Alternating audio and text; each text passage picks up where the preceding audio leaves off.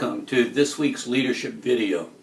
Well, you can see behind me, I'm at it again, trying to figure out how to do some work. Kind of remodeling a bathroom. I'm going to put up tile and all of those things, but you can see what I have behind me here is all of these pipes. Pipes mean plumbing. And one of the things that I don't do is plumbing. Because if I get this wrong, just a little bit wrong, it means that water drips down into the level below. And so I don't want to do that. So the first thing I did when I thought that I might do this project is I contacted an expert.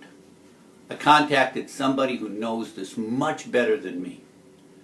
And I asked them to give me some advice, tell me to do things. And I'm going to put in a tub here. And I said, would you put it in for me?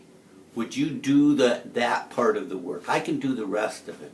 But can you do that part of the work that I just don't have an expertise for? I might be able to do it. But if I'm wrong, there are serious consequences. It strikes me that that's what leaders do. One of the things that we do as leaders, as leaders of people for Jesus Christ, is that we're not experts in everything. We don't need to know everything. That's one of the common mistakes with leaders, is that they think they need to know everything. But the true leaders, we've mentioned it before, true leaders have a humility that says they don't know everything. And therefore they're quick and ready to look for advice, look for counsel, look for help from others.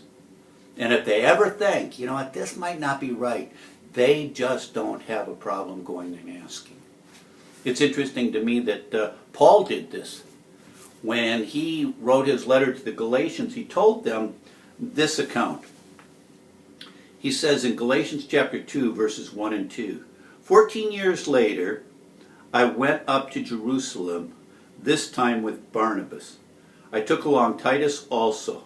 Now, why did Paul go up to Jerusalem? Well, there were some questions about what he was preaching.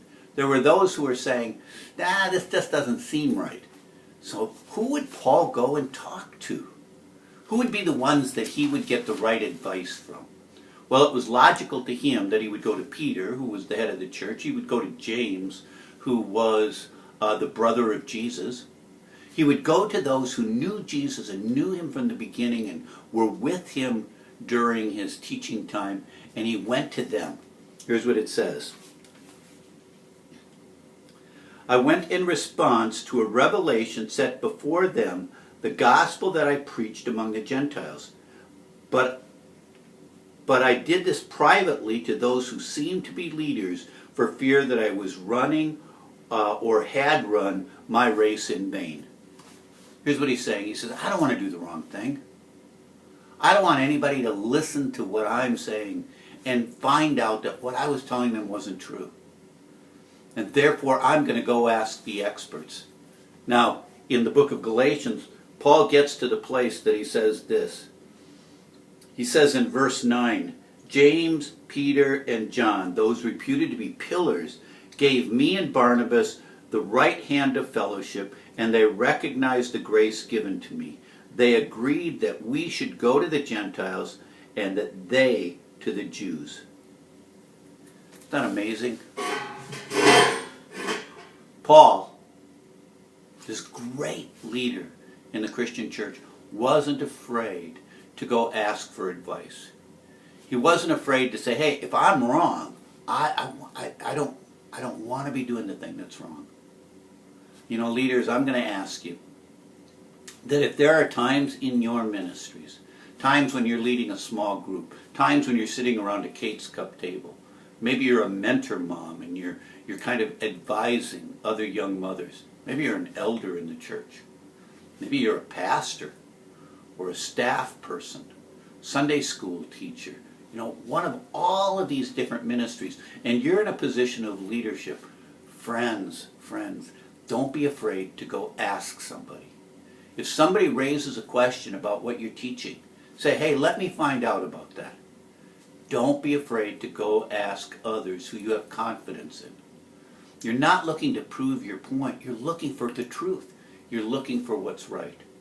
So leaders, and you are important leaders to the ministries at this church, and now we have people who are watching this literally across the country.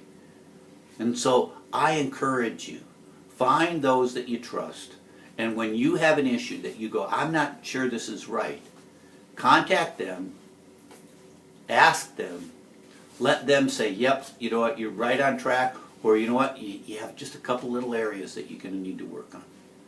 Hey, thanks.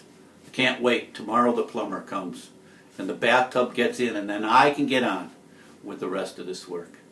I'll see you next week.